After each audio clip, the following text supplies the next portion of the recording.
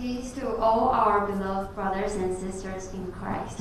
I'm曹彩恂. You may call me Jacqueline in my English name, from SuangLienTV Student Fellowship, majoring in law at Suzhou University in my third year. And I'm delighted to have this opportunity to worship God with my brothers and sisters at SuangLien Church.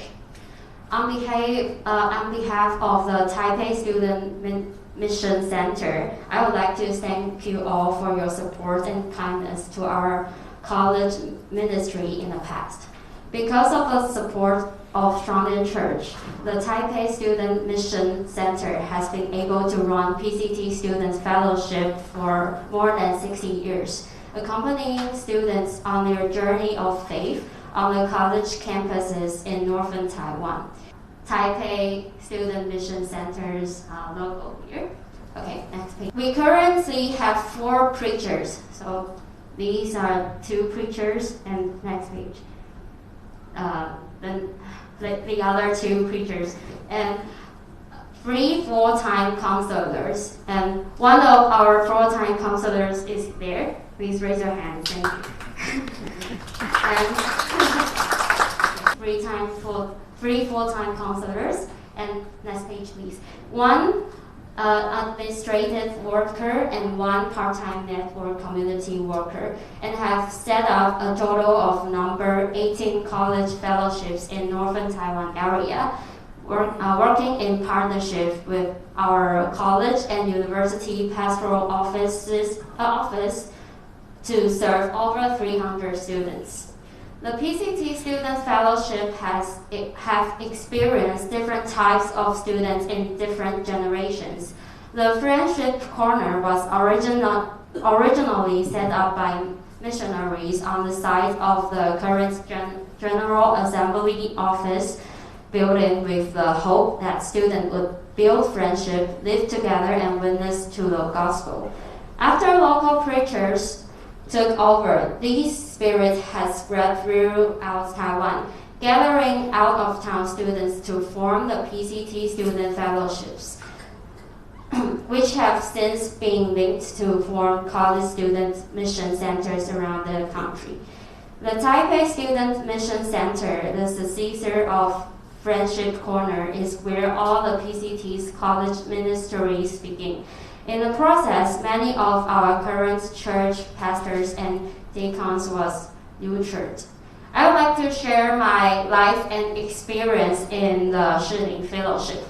So we have 18 PCT Student Fellowship and more than 300 students in our Taipei Student Mission Center. Next page, please. Okay, my life experience. Although we always talk about modesty, I would like to boost a little bit myself now. I have always done well since I was in elementary school. I ranked first in the exams, first in speech contest, first in essay competition, and when I entered high school, as you can see, I got into Taipei First Girl High School, and even won the Mayor Edwards when I graduated from high school. If you have some idea about Taiwan's academic systems, you probably know that Taipei First Girl High School is a place that brings together the top female high school students from the northern or even from all over Taiwan. And the Mayor Edward is only given to the top students in her class or those who have shown exceptional performance in school and will be awarded upon graduation. And when I achieve these goals and achieve these things, the elder around me will say, in Taiwanese will say, this is 上帝的恩典. Means it is all by the grace of God. When everything goes well around me, going well for me, I will agree that this was grace of God. I think everybody was the same. If everything goes well with you, you will think, oh, this is all the grace of God. But however, I suffered a serious setback back during my university entrance exams. At that time, my parents, elders around me, and I were expecting me to go to the medical school. And as you can see, I'm not studying I'm not in medical school right now. That's because it is. Everybody thinks I need to go to medical school. It is likely that all the parents in Taiwan would want their children to be admitted to the medical school, and this is especially a pressure for the students in the Taipei First World High School. And when I was preparing the university entrance exam, my mock exams were good enough to get into the medical school, but I failed in math in the official exams. And I was so upset. Then I took two exams twice more, which means I took it 2 years longer than my classmates, because I want to get into a medical school and I want to prove that I can do it. And at that time, there were some voices thinking that Jacqueline was just like that, and that the graduates from the Taipei First World High School was just like that. Some may even say that she must not have worked enough in high school to be like this, so she needs to take 2 more years to pass the exam and even cannot get into the medical school. Okay, so going to church at that time was a tutorial for me, because I need to bear the pressure myself and explain to all the elders around me why I was doing badly in math, why I can't get into a medical school, but no one cares about my physical and mental states. I began wondering where God's grace was and whether He was really listening to my prayers.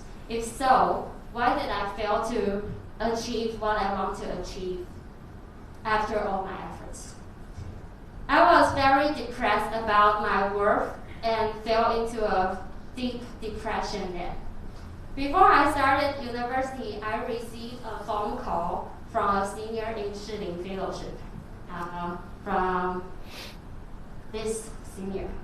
He called me and asked if I want to join in the SuangLien Fellowship. And at that time,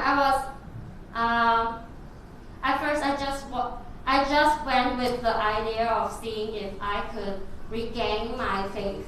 However, I was able to receive spiritual care at the SuangLien Fellowship and the Taipei Student Mission Center that I had not received before. And the counselors and pastors were very caring. They cares about your health, they cares about your even mental health. So I feel like this is a really warm place that I can keep going to this fellowship. In the process, I rediscovered my value, and my past confusion about my faith was resolved. Because of this, I have regained my passion for ministry and my commitment. If you had asked me to serve 3 years ago, I would have refused, because I feel like I was so sad and doubtful to be a witness of God. But now I'm willing to serve as long as my time allows, which is why I had the opportunity, next page please, to represent WSCFAP, which is World Student Christian Federation and Asia and Pacific region, and PCT at the World Council of Churches Ecumenical Youth Gathering last year.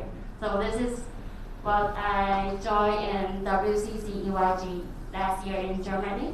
And also to join the preparation for the 60th Biblical Theology Study Camp for the university students. This is in the worship. It is therefore an honor to be able to share my experience with you today as well. The ministry of the Student Mission Center does not only help the college students continue to deepen their faith during the college years, but also expect Christian college students to become seeds of the gospel on campus, helping more people to know the gospel, follow Jesus, commit themselves to the church, and share the peace of God's children. Many people stereotype that young people by saying that like young people are just so and so. But the truth is that even young people who are Christians are introverts and extroverts. Those who love lively worship and praise service, and those who love choirs and hymns. There are huge differences individually, not to mention the differences in communication and understanding that exist between generations. The PCT Student Fellowship at the college and universities serve as a platform for youth communication from all over the country, especially where young people from different churches meet. And it is important to learn to respect the differences in each other's faith patterns, to listen to each other and to oneself, and to respond in appropriate language. I would like to share with you some of the challenge and prayers issues that we are currently encountering in the mission and deepening of our faith among young people at the college and university, and invite you to join us in your concert. With the changes of the time, the lower birth rates, and the development of social networking and communication software, and the challenge of the pandemic in past 3 years, university students are now more comfortable in one person or a small familiar group than in previous generation. People will join a big camp together or a large group of peers, and therefore need more time to identify with the group and the community. The church is not longer the primary sources of knowledge and sources that it once was, and the long-term relationship is not based on fun or materials offering, but rather on a stable and deep relationship of companionship. At the same time, this group of college students born after 2000, just like me, grew up in a generation with more material, wealthy, and online learning. But they are also faced with generally low-paying and poor employment environments when they enter the workplace, and they are unsure of their future lives. Just like me, I major in law, but I don't know if I could get a lawyer license or judge license after I graduate from university. Is really unsure because the rate of getting the license is only about 8% in Taiwan. So this necessity about the future has led some young people to become more active in accumulating qualification, internships, and professional related work experience. Meanwhile, the needs to maintain a certain standard of living and pay high tuition fee has increased the demand for work study, compressing them their time for life, ministry, and self-exploration. The Student Mission Center is a bridge that enables young students to find a balance between the world and their faith, adjusting its role and in the midst of this challenge. When youth encounter these difficulties in their colorful lives, they know that there is a safe and supported place to go. However, it is not easy to see the results in a short period of time, and we need to be more patient and wait before the results come into fruition. even 5 or 10 years after graduation. We have therefore expanded the number of full-time counselors to 3 in these 2 years, in the hope that we can provide better faith accompaniments and life counseling to our students, so that they can have someone to talk the extra to walk the extra miles with them at the important time in their life when they are turning into adults. In addition to full-time counselors at the centers and volunteers in the fellowship, co-workers and counselors from different churches who are interested in serving young people are also very welcome to join us, so that these relationships can be interlinked to, and the PCT Students Fellowship can be re-established with the aim of caring for out-of-town students and helping youth to build relationships in the faith. Thus, I sincerely invite brothers and sisters to pray for the following. Next page, please. Next. Okay. This is what Taipei Student Mission Center trying to do for the students, which is spiritual care, practical equipment, mission practice, and disciple education. Next page, please. I'll do a brief introduction. This is what we are trying to do right now. We have a study group and Bible study group and some lectures every month. This is some spiritual care camp. So there are only a few students there. So they focus on those students and give them some spiritual care in about 3 days or 4 days. Yeah. Last page, please. And now we open the YouTube channel. If everybody is interested, you can follow our channel on YouTube. It's Taipei Student Mission Center. And we will upload new videos every Sunday at 8 p.m. I sincerely invite brothers and sisters to pray for the following. First, please, next page. Okay. Pray for the fellowship of the people we serve, that each ministry will be a real response to the needs of this generation of young people. As mentioned above, the students' community is different from schools to school, with different characteristics and personalities. Second, pray for the bodies, minds, spirits, and the families of our Taipei Student Mission Center's workers. Third, annual funding for Taipei Student Mission Center Ministry. Next page, please. Funds for the Taipei Student Mission Center apply to 3 main categories: staff cost, ministry cost, and service cost, with a total budget of 5.1 million for the current year.